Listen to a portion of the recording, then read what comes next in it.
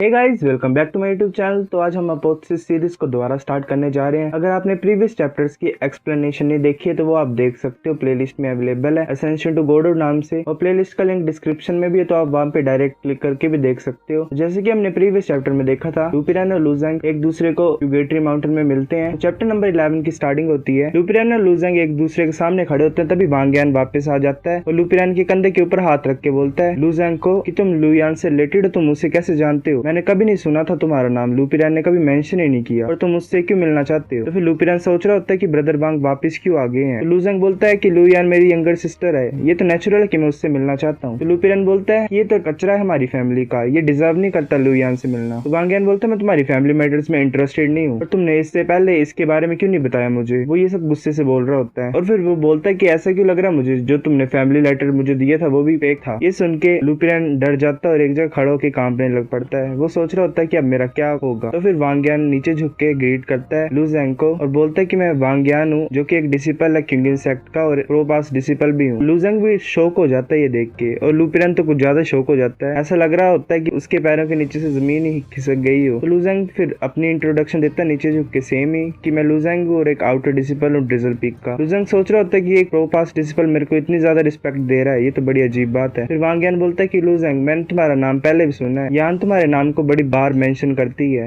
वो तुम्हें बड़ा ज्यादा मिस भी करती है। और लुज़ेंग बोलता है कि हम अभी अभी जस्ट मिले हैं, तुम मुझे इतनी ज्यादा रिस्पेक्ट क्यों शो कर रहे हो? तो लुपियन भी गुस्से से पीछे देख रहा होता है ये सब कुछ। वांग यान बोलता है लू यान को मैंने देखा था सेक्ट में बाय फेट, और मुझे वो बड़ी ज्यादा पसंद है। एक दिन ऐसा आएगा कि मैं उससे शादी करना चाहता हूँ, और मैं तुम्हें ब्रदर इन लॉ भी बोलना चाहता हूँ। तो फिर लुज़ेंग हैरान हो जाता है और बोलता है तुम और लू यान ये कैसा मजाक कर रहे हो? तुम होते कौन है ऐसा बोलने वाला? तुम्हारी वांग फैमिली है ही कौन? तुम क्या सोच रहे हो कि तुम सूटेबल हो मेरी फैमिली के लिए? मजाक करना बंद करो। लुज़ेंग की ऐसी बातें सुन के वांग यान एक जगह रुक जाता है और रोज हो जाता है और ऑकवर्डली हंसने लग पड़ता है। लुपियन बोलता है कि तुम्हारी हिम्मत कैसे हुई वांग यान के साथ ऐसे बात करने की? मैं तुम्हें अपनी पावर दिखाऊंगा और तुम्हें यहीं पे डिफीट करके बताऊंगा। लुपियन मन में सोच रहा होता है कि लुज़ेंग तुम क्या पागल हो क्या? तुम अपनी कबर को क्यों खोद रहे हो, वो भी ऑफेंड करके एक प्रो पास डिसिपल को? फिर लुज़ेंग बोलता है अच्छा तुम मुझसे लड़ना चाहते हो, चलो दिखाओ तुम में कितनी हिम्मत है। फिर लुज़ेंग और लुपियन एक दूसरे से लड़ने लग पड़ते हैं। लुपियन अटैक करता है लुज़ेंग की तरफ 9 मिसाइल ब्लड बॉम्ब, जिसकी वजह से बड़ी खतरनाक एक्सप्लोजन होती है। तो लुज़ेंग को कुछ नहीं होता। फिर वो लुज़ेंग की तरफ कंटिन्यूसली पंचेस कर रहा होता है, तो लुज़ेंग उसे बड़ी आसानी से डोज कर रहा होता है। लुज़ेंग उसके हाथ को पकड़ लेता है और बोलता है कि लुपियन तुम एक कचरा हो, तुम सिर्फ एनहेंसमेंट पिल्स पे रिलाई करते हो, उनके बगैर तुम कुछ भी नहीं हो। फिर लुपियन भी हैरान हो जाता है कि इसने मेरा हाथ कैसे पकड़ लिया। तो लुपियन फिर लुज़ेंग को पंच करने लग पड़ता है और बोलता है कि तुम्हें मैं यहाँ पे मार दूंगा। फिर उस पंच का नाम होता है ब्लड बॉम्ब फिस्ट, और उसको काउंटर अटैक करने के लिए लुज़ेंग भी अपना पंच यूज करता है, और वो लुपियन को बड़ी जोर से लगता है, और वो लुपियन को बोलता है तुम्हारी औकात भी है मुझे डिफीट करने की। और लुपियन नीचे बैठ जाता है, खांसने लगता है जोर जोर से। लुपियन बोलता है तुम्हारी हिम्मत कैसे हुई लुज़ेंग? लुज़ेंग उसके ऊपर स्पीड थ्रोन अटैक करता है और वो नीचे गिर जाता है। लुज़ेंग बोल रहा होता है कि तुम और मैं सेम ही फैमिली नेम को शेयर करते हैं, जो कि लुओ है। मैं तुम्हारी जिंदगी को यहाँ पे खत्म नहीं करूंगा। मैं यही चाहता हूँ कि तुम देखो कैसे मैं तुम्हारे फादर को और तुम्हारे अंकल को मारता हूँ अपने फादर को अवेंज करने के लिए। फिर लुपियन ऐसे पड़ा होता है, सोच रहा होता है मैंने कहाँ पे गलती कर दी,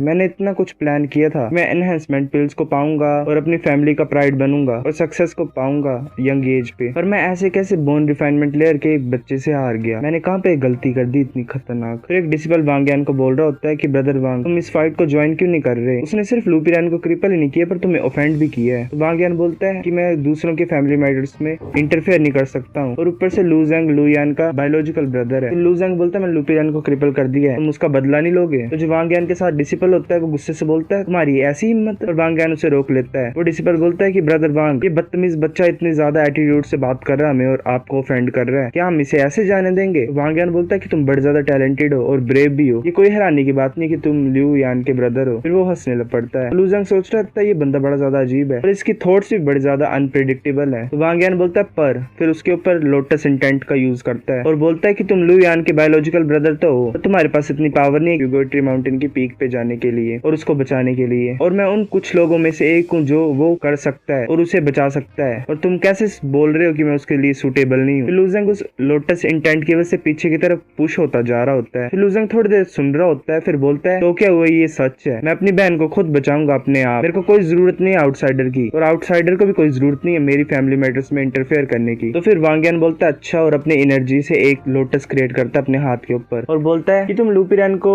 डिफीट कर सकते हो, जो कि बड़े ज्यादा हाई रिफाइनमेंट लेयर में था तुमसे, और तुम सिर्फ मैरो रिफाइनमेंट लेयर में हो, तो तुम इसका मतलब बड़े ज्यादा टैलेंटेड हो, पर तुम अभी भी बड़े ज्यादा वीक हो। अगर तुम लू यान के भाई नहीं होते तो तुम डिजर्व भी नहीं करते मेरे सामने खड़े होने का और मेरे से बात करने का। तो लू जैंग बोलता है तो क्या हुआ, कौन केयर करता है कि मैं डिजर्व करता हूँ कि नहीं। तो लुपिरन बोलता है अच्छा, और उसके शोल्डर पे एक लोटस ब्लूम कर जाता है और लोटस की पेटल्स पूरे आसमान में फैल जाती हैं। और वो बोलता है कि अच्छा ऐसी बात है, मैं तुम्हें बताऊंगा कि तुम्हारे और मेरे बीच में क्या डिफरेंस है। तो वांग यान का लोटस ओरा पूरे प्यूगेटरी माउंटेन में फैल जाता है और आसमान की तरफ बढ़ने लग पड़ता है। तो फिर हमें बताया जाता है कि सेलेस्टियल रेलम के जो इंसान होते हैं वो बड़े ज्यादा पावरफुल एग्जिस्टेंस होती है इस दुनिया में। तो फिर बाकी डिसिपल्स भी उस ओरा को, उस लाइट को देख रहे होते हैं और बोल रहे होते हैं ये क्या हो रहा है, ऐसा तो हो ही नहीं सकता, कौन अपनी इनिशिएट एनर्जी को लाइट कर रहा है, इस बंदे के पास तो बड़ी ज्यादा एनर्जी है। फिर एक डिसिपल बोलता है ये तो सेलेस्टियल रेलम का डिसिपल है, ये प्यूगेटरी माउंटेन पे क्यों आया है, ये इतना ज्यादा पावरफुल है। और तो एक डिसिपल बोल रहा था इस बंदे ने तो पर्पल कलर की शर्ट डाली है, इसका मतलब ये प्रो पास डिसिपल है किंग इंसेक्ट का। और उसके सामने एक व्हाइट रोब का डिसिपल है। ये कैसे पॉसिबल हो सकता है कि एक आउटर डिसिपल जो है, जो कि सेलेस्टियल रेलम से कुछ भी कंपेयर नहीं करता, वो उसके सामने खड़ा है। ये तो उसके सिंपल हाथ हिलाने से मर जाएगा। ये सीनियर अपनी इनिशिएट एनर्जी को क्यों लाइट कर रहे हैं, ये अपने ओरा को क्यों रिलीज कर रहे हैं इतने ज्यादा। तो फिर ड्रिजल पीक में स्मॉल हट में इंस्ट्रक्टर सू भी देख रही होती है सब कुछ अपनी प्लेट से और बोल रही होती है कि ये बच्चा हर बार ट्रबल को क्यों लाता है, इसे इतना ज्यादा ट्रबल क्यों पसंद है। फिर वो प्यूगेटरी माउंटेन की तरफ देखती है और जो लाइट होती है सेलेस्टियल रेलम की वो पूरे आसमान में फैल रही होती है, तो वो